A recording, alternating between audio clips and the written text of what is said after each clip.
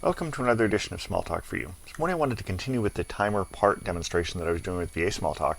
And what I've done is I've taken the little timer part that we created and I've added a GUI that's going to hook up to it. Now I've already sketched in all the parts. What I want to do is walk you through what I did. First off, I went to the options menu here and under add part, I just went ahead and browsed for my timer and dropped it over here. So that's my non-visual part. Then I had to hook it up to some things. So what I did first is I did a connect. And I wanted to connect my timer fired event to something. And what I wanted to do is say, drop it out here, and then I got to do event to script. Now I'm just going to cancel this because I've already done this. So that hooked it up to this guy here. So let's right click on this and go ahead and open the settings. You see what I've done is I've hooked it up to beep. Now what's beep? Well, it turns out the beep's a rather simple little thing. Let's go ahead and view the script editor. And we'll see the beep is just a little thing that goes ahead and rings the bell. So that's all we've got there. So let's go back to the composition editor. So that gets me the thing that when the timer fires, it's going to beep. So it's going to make a little audible sound.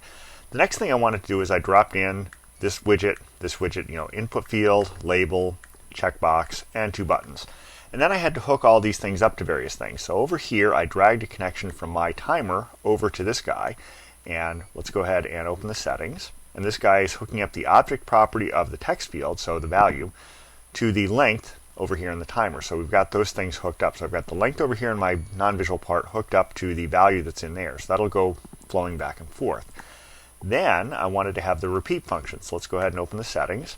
Repeat is hooked up to selection. So selecting this box hooks up to repeat. So it toggles that binary property true or false. Then let's go down to the buttons. I have start. And let's go ahead and open the settings on that guy. And if I click the start button, it's hooked up to the start action over here in the timer. And likewise, the stop one, let's click that, open the settings. That guy clicked is hooked up to stop. So it's all pretty simple. We've hooked all that up and we've saved it. So, we went over here and did a save part and generated code. So that generated all the code for us. And now to make sure it all works, let's do test. You can go right up here. You don't have to actually deploy this to test it out. Let's go ahead and test it now. You're probably not going to be able to hear this audible beep, but I can verify that it is in fact beeping.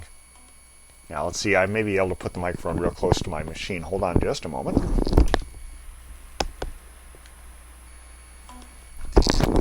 And with any luck that actually came through, but the idea here is that this is all hooked up and working properly. So that's really all there is. You have your non-visual part, you have your visual parts, and you drag connections from attributes to actions or events, and you have them all work. And you can kind of see here what's happening. Now, you can tell that if you were to have a very complex UI, these lines might actually end up being a little hazy. What you probably want to do for best results is hook things like buttons to very coarse-grained actions. You don't want to have a lot of connections going on in order to keep track of stuff. You probably want to keep it minimal and just hook up the high-level things. At least that's my take on it. But it all works pretty easily, and it's pretty easy to get started with. So that's about it for today. Until next time, have fun with whatever Smalltalk you're using.